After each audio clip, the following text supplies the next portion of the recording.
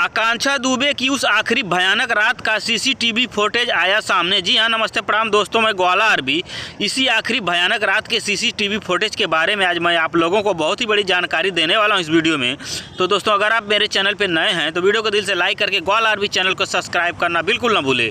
तो आइए दोस्तों, बिना समय लेते हुए वीडियो को शुरू कर देते हैं। दोस्तों, जैसा कि आप लोगों को पता होगा, होटल के मालिक ने आकांक्षा दुबे के ऊपर ये आरोप लगाया था कि उस रात आकांक्षा दुबे कुछ ड्रिंक करके आई थी होटल में और सीढ़ी के ऊपर लड़खड़ाते हुए जा रही थी। जी हाँ दोस्तों, आकांक्षा दुबे के ऊपर यही आरोप लगाया जा रहा था कि उस रात आकांक्षा दुबे कुछ पीकर आई थी और सीढ़ी के ऊपर लड़खड़ाते हुए जा रही थी। लेकिन मैं आप लोगों को बता देना चाहता हूँ, सीसीटीवी का फुटेज आ गया है। सीसीटीवी के फुटेज को चेक किया गया है, लेकिन उस फुटेज में आकांक्षा दुबे कहीं से भी लड़खड़ाते हुए चलते हुए नजर नहीं आ रही हैं और न ही सीढ़ी पे चढ़ते हुए लड़खड़ाते हुए जाती हुई नजर आ रही हैं। आकांक्षा दुबे बिल्कुल अच्छी तरह से गाड़ी के अंदर से निकली हैं और वह अकेले चढ़ते हुए सीढ़ी पे जा रही हैं।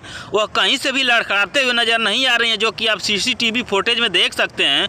और इस समय उनका वीडियो भी वायरल हो रहा है, जिस वीडियो में भी वो अकेले दम पे सीढ़ी पे चढ़ते हुए नजर आ रही हैं, कहीं से भी लड़खड़ाते हुए नहीं नजर आ रही हैं। और साथ में आकांक्षा दुबे के साथ एक और लड़का था, जो कि वह लड़का आकांक्षा दुबे को सीढ़ी तक छोड़ा, जिस लड़के का नाम है संदीप सिंह। और आकांक्षा दुबे चढ़ती हुई सीढ़ी पर अपने रूम तक गई। उसके बाद क्या हुआ नहीं हुआ इसकी जानकारी अब तक नहीं मिली है। यानी आकांक्षा दुबे के साथ कौन क्या किया इसकी जानकारी अभी नहीं मिली है, या आकांक्षा दुबे ने खुद से किया इसकी भी जानकारी अब तक नहीं मिली है। जैसे ही कोई जानकारी मिलती है आप लोगों को वीडियो के माध्यम से बता दिया जाएगा। धन्यवाद दोस्तों।